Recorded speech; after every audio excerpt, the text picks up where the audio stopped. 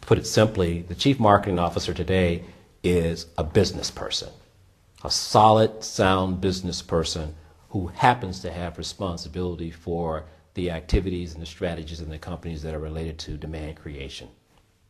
And what's different today than in years past is that I think this next generation, today's generation of CMO and the CMO of the future, is a person who's really had a rounded set of business experiences and who approach whatever we do with the intent of delivering profitable growth for the company.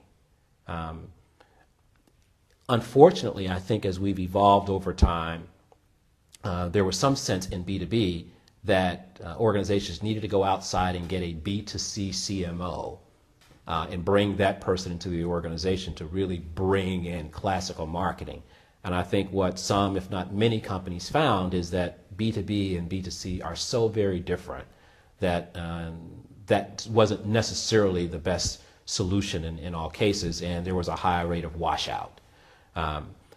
When you think about the evolution of the head of marketing in B2B, and in fact CMO really doesn't exist in a lot of B2B companies, but we call it the head of marketing, that person traditionally has come up through the branding and communications role. And when that person historically has sat then at the table with the other members of the C-suite, they didn't necessarily bring the same level of business acumen. So they weren't respected as a respected business partner. Or the person may have come up through the engineering ranks and was very well versed in technology and engineering, but may not have had a broader business or strategic skill set.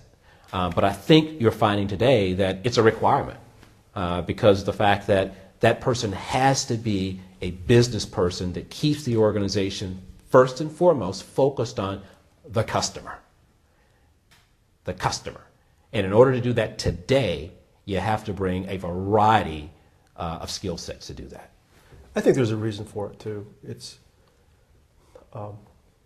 in today's world, in the way businesses compete today, is very much necessary to have a marketer that is a business person. 20 years ago, business-to-business companies didn't compete with China and India in business-to-business products, bearings and valves, and they do today. And so you need to have someone who's looking ahead from a competitive strategy perspective, who has the business acumen to guide a company around how do you compete with China, how do you compete with India, how do you position yourself in a global market that's very different than this was even 10 years ago, but it's become a very, very important role. And so I don't think it's by accident this has happened. And I don't think it's sort of altruistic in that someone fell out of bed as a bunch of companies said, hey, we should have marketing. I think they've been driven there by competitive factors. And they're being driven there really quickly.